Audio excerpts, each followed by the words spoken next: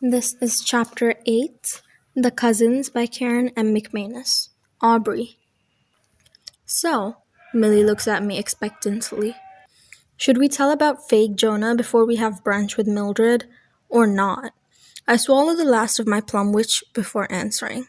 We're in downtown Gull Cove on a Tuesday afternoon trying the signature dessert at Sweet Fern Bakery, an ice cream sandwich made with beach plum ice cream and fried donut halves. It sounds better than it tastes, but that didn't stop either of us from finishing. I don't know, I admit. Who would we tell? Our parents? It comes out uncertainly from the usually decisive Millie. Or Theresa? We could, but I hesitate. Unlike Millie, I know what it's like to need money, and I don't care all that much that Jonah North replaced Jonah Story. The new Jonah is kind of prickly, but overall he seems like an upgrade from our actual cousin. He's not really our biggest problem right now, is he? Millie laughs, but I'm not kidding. Jonah North is a distant fourth on the list of things I'm worried about. Number 1 is my dad. Number 2 is having to go to brunch and a fancy dress ball with a grandmother who's still barely acknowledging my existence. Number 3 is Thomas's weird silence, and the fact that I don't miss him nearly as much as I thought I would. I've stopped texting him, and occasionally I stare at my dark phone and wonder if this means we're broken up, and why I can't summon the energy to care if we are. It almost seems inevitable, like there's not a single thing in my formerly comfortable, predictable life that gets to stay the way it used to be. The 4th of July was 2 days ago, and between the fireworks and the Tauhi after party, I stayed up much too late. Then I couldn't sleep. While Millie breathed steadily on the other side of our room, I lay in bed tracing a crack in the wall with one finger and thinking about unintended consequences. About how I did something last year that, at that time, seemed even smaller and less significant than this tiny imperfection on an otherwise pristine area, and how it set off a chain reaction that made my family implode. The guilt of that has kept me from talking to my mother as often as I usually do since I got here, but I did text her a question on Sunday when my insomnia was at its worst. Does Dad ever talk about Cuddy Beach? Mom, who always falls asleep early in front of the television, didn't reply until yesterday morning. Cuddy Beach? Why do you ask? I wasn't sure how to answer that, so I settled for vague. I went there a couple of days ago. It made me think of him. She took her time responding. He's mentioned it occasionally. I never thought he liked it much, although I couldn't tell you why. Just the impression I got. But it's been a long time since your dad and I talked about his time on the island. That made my stomach roll with uneasiness, not only because it added to the weird Dad-Cuddy Beach connection that's been forming in my brain, but because it reminded me how tense things are between my parents, now and probably for much longer than I recognized, so I made an excuse to sign off. When I showed the texts to Millie, she just shrugged. Well, it's an ugly beach, she said. I don't like it much either. My cousin's voice pulls me back to the present, and I have to give myself a mental shake to remember what subject we're on. Right, fake Jonah. He can't keep this up forever, she says. When he gets found out, we'll look bad and go for going along with him. We need more caffeine for this discussion, I say, standing up and gathering our empty iced coffee cups. Do you want the same thing? Yeah, thanks. The line to order is shorter than when we arrived, but there are still 3 people ahead of me, so I gaze around while I wait. Sweet Fern looks like the inside of a candy cane, red and white striped walls, white wrought iron tables and chairs, and a shiny cherry red floor. The air is warm despite the hum of air conditioning and thick with the smell of sugar and chocolate. A dozen black framed photos line the wall behind the cash register. I look over them absently, then snap to attention as I recognize a familiar face in the picture over the cashier's right shoulder. It's my father in all his youthful glory, dark-haired and handsome, one arm cradling the ugliest painting I've ever seen. It looks like a preschooler dragged a ball of yarn through mud. Dad's other arm is draped casually across the shoulders of an older woman whose palm rests affectionately on his cheek. Even from a distance, I can see the distinctive port wine stain on her hand. My elusive grandmother, showing up in the most unexpected places. I step a little closer to read the plaque beneath the photo. Mildred and Adam's story with the first place winner of the 1994 Gull Cove Island Local Artists Competition. Hard to believe that a woman with a world-renowned art collection would have given a blue ribbon to that. When it's my turn to pay, I swipe my credit card left-handed, even though I know it's silly to imagine that the teenage cashier, who's barely looking at me, would see the birthmark on my arm and realize I'm a story. Still, not waving it in front of her gives me the courage to ask, "Are any of those pictures on the wall for sale?" "What?" The cashier finally meets my eyes, her thinly plucked brows raised in surprise. "I don't think so. They're like decoration." "Okay," I say, feeling foolish. My father was a senior at Harvard when Millie disinherited him. He was living in Cambridge with no opportunity to return to Catmint House and gather personal effects. Someone boxed his room up and had the contents sent to him, but there were hardly any family photos included. It would be nice to have something like a picture, but there's no way I can explain all that to a bored cashier. I turn and nearly bump into the person behind me. "Nice picture, huh?" says a familiar voice. "Terrible painting, though." It's Hazel Baxter Clement, who gestures at the next person in line to go ahead of her as she steps closer to the wall with photos. Her grandfather is nowhere in sight. That was the first annual local artist competition. I like to think we've improved since then. "Are you an artist?" I ask. "Me? No, just inherited in Gull Cove Island history." Hazel pushes her stack of leather bracelets up her arm. "How's everything going?" "Pretty good. How's your grandfather?" "He's fine." She tilts her head and smiles. "I'd hoped to hear from you guys." "We've been really busy," I say limply. Over Hazel's shoulder, Millie is pointing toward the big gold watch of hers that doesn't work and then toward the door. "We're just heading out, actually. Time to get back to work." "Well, let me know if your schedules open up. Granddad is doing much better lately, so he could probably tell you a few stories about your parents." I pause because that's actually tempting. "Will you give me your number again? I know Jonah has it, but he's kind of disorganized." "Sure," Hazel says, brightening. She recites it and steps aside to let me pass. "Text me anytime." Millie is standing beside the door, holding it open with one foot while the other taps impatiently. "What did she want?" she mutters under her breath when I join her. "She still wants to talk to us," I say, handing her an iced coffee as we pass through the doorway. "She said her grandfather's doing better. Maybe he could explain all the weird stuff he said when we met him." Millie looks skeptical as she puts on her sunglasses, or maybe she's just saying that so she can turn us into a term paper. We head up the sidewalk, away from the ferry dock, passing a row of shops and restaurants. "It's like a mini Fifth Avenue around here," Millie says, pausing to look into the window of a store with Kayla's Boutique lettered across it. "Ooh, this looks cute. We should go dress shopping here." "Okay," I say, still preoccupied with the picture on Sweet Fern's wall. I owe my father a call, and for the first time since I got here, I find myself wanting to talk to him. Something about seeing him so relaxed and happy with Gran reminds me of what it feels like when he turns that blinding smile on me. Before I can think too much about what I'm doing, I take out my phone and hit his number. "I'm just gonna make a quick call," I murmur to Millie. It takes 4 rings for my father to answer, and when he does, his voice is clipped. "Aubrey." "Hi, Dad." I start walking again and make a sharp turn down a less crowded side street, where tall trees behind a stone wall shade the sidewalk. Behind me, I can hear the tap of Millie's sandals as she follows. "Have you been?" "Fine," he says coolly, and then he goes so silent that I'd think the call dropped if I didn't know better. He's punishing me for avoiding him all week. This is what my father does when he's annoyed, withholds affection and approval to make his disappointment clear. "I know that, and yet, I'm going to brunch with Gran next week," I blurt out. "Did Mom tell you?" "She did." Another long pause. "That certainly took long enough." "Gran had to go to Boston," I say, hating the defensive note creeping into my voice. I take a sip of iced coffee and almost gag. The cashier gave me hazelnut by mistake, and that's my least favorite flavor in the world. I toss the nearly full cup into a trash can as I continue to walk. "I heard," Dad says. "I'm surprised you let that happen." I plug my free ear with an index finger, not sure if I'm hearing him right.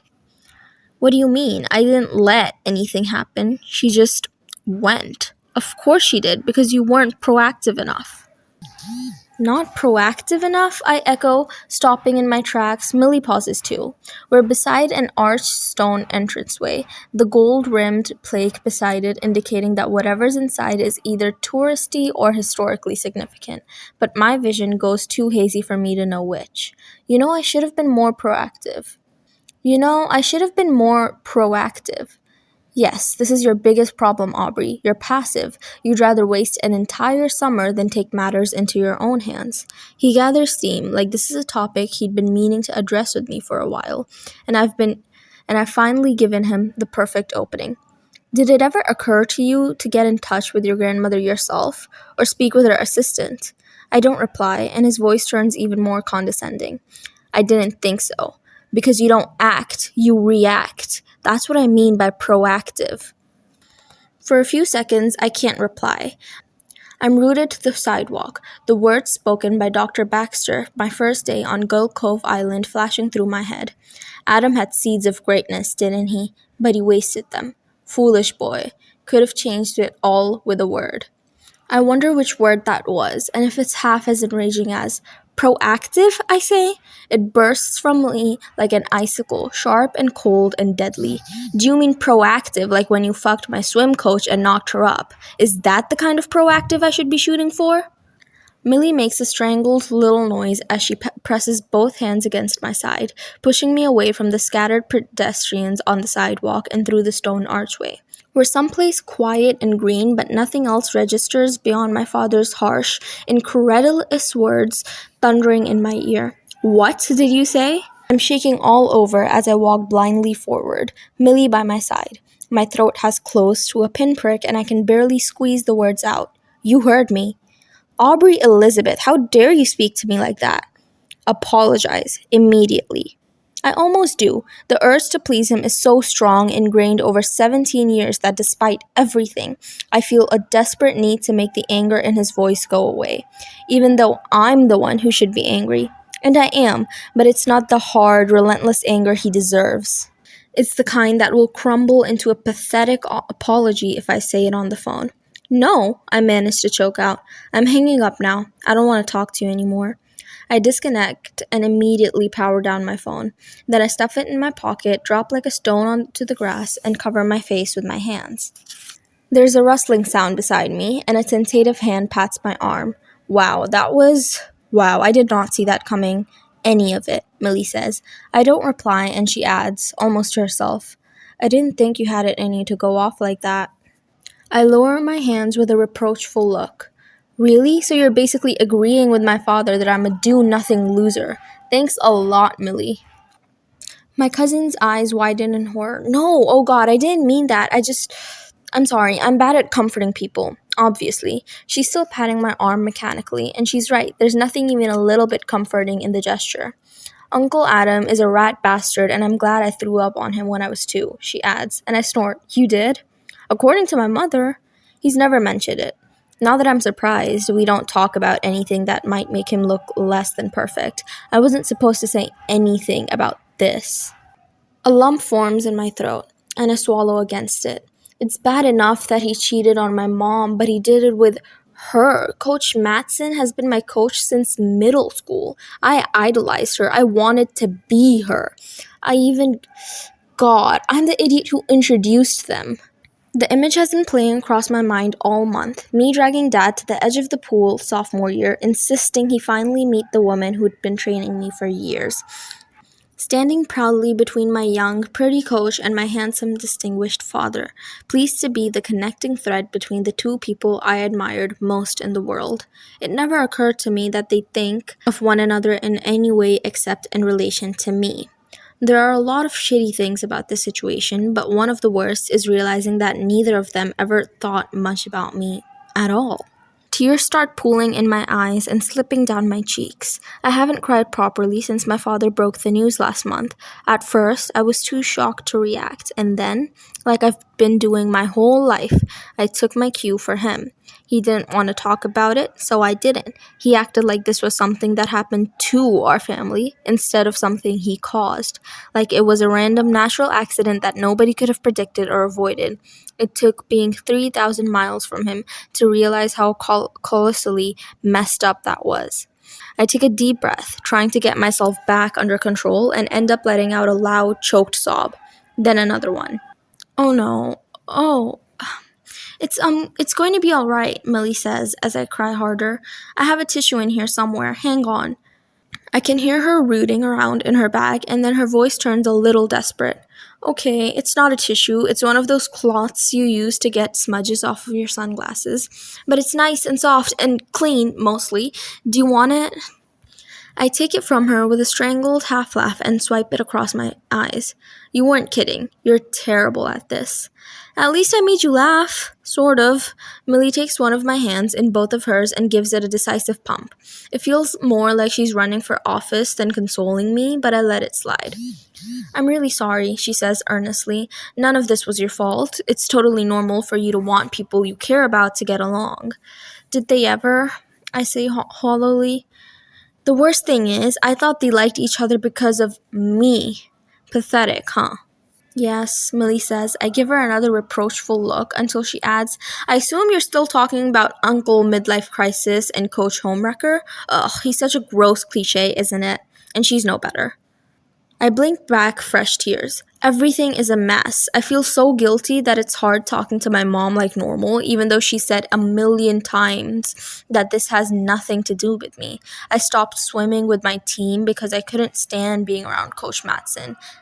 I don't think I can ever go back. I can't imagine what meets will be like next year once the team finds out. Nobody at school knows yet, including Thomas. I'd wanted to tell him, but the timing never felt right. I'm not sure what it says about our relationship that I told a cousin I've known for less than 2 weeks before the boyfriend I've known for 4 years.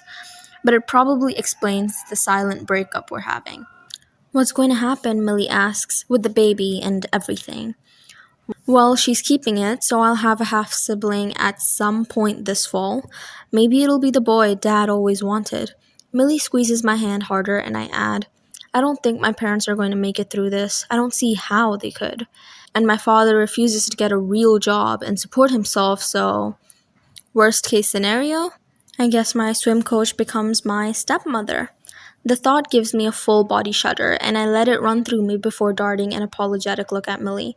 I mean, I know you have a stepmother and all, but not even close to the same thing, she says quickly. There was no cheating involved. My dad didn't meet Surya until the divorce was finalized. And he wasn't the one who wanted it in the first place.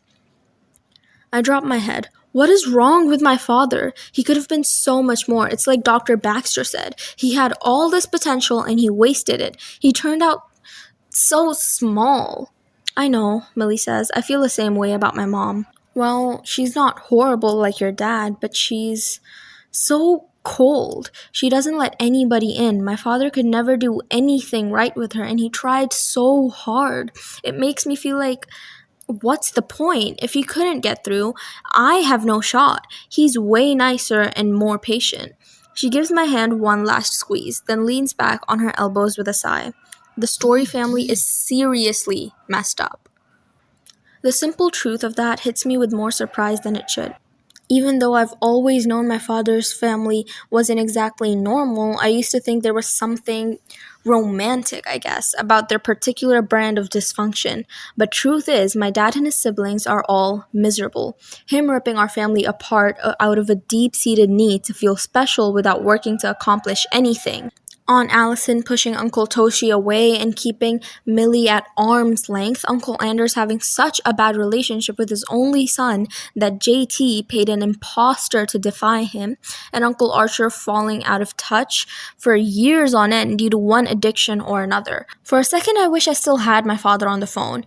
You need to face up to whatever you did that turned Mildred against you, I tell him, before the person you could have been is gone forever.